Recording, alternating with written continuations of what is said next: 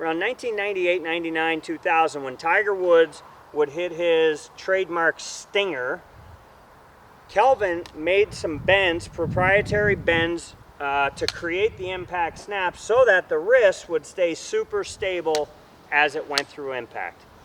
So in using this in training, the wrists are stable from impact, beyond impact. That helps to maintain my radius. It makes my wrist super stable. Just make sure that your hands stay together when you're doing that. And then I do get a lot of questions, well, what happens after this point in the swing? So if I picked up a golf club and I demonstrated where the impact snap would lead me, from here we've got a few options, okay? Option number one would be to swivel the forearms over one another, okay? Well, with the impact snap, that's going to get the ball, once my arms swivel, that'll get the ball to roll to the outside. Goes from the bottom to the outside. After that point, I will start to recock. So the ball goes from the bottom of the arm to the outside of the arm, then I will start to recock.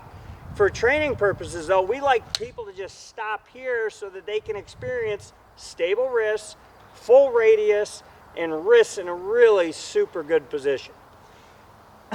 Another option we would see, something that Jordan Spieth would do, he gets to this point, he then lets the left arm start to bend, okay? Left arm starts to bend. Some people call it a chicken wing or whatever.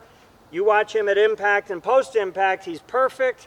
Then the left arm starts to bend. That's a mechanism he uses to slow the club down. Or we could get it here and we could start to recock the wrists. Recock the wrists. So we've got three options. We've got the swivel, which is where the forearms will rotate over one another.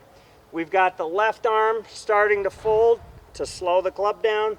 Or we've got the wrists recocking to slow the club down. Either or all are correct. Point being, if the ball is hitting the bottom of your arm, you're doing it correctly. However you get past this point, really doesn't matter. You've got three options of doing it. You can rotate, you can recock, or you can let the left elbow bend. All three are correct. So when you watch tour swings, one thing they're not doing, they're not changing all this stuff near the ball. That's what the average amateur is doing. And what that does is it changes the club face too much where the ball is. They're not changing their path. They're not breaking their wrists the wrong direction. Certainly nowhere near the ball. Tour players are after getting as stable of contact as they can get. And they're maintaining that stability from impact to post-impact. Whatever happens after this point doesn't really matter because the ball's already launched. We just want to make sure that more golfers achieve this position, and training the wrist the correct way with the impact snap is one way of doing that.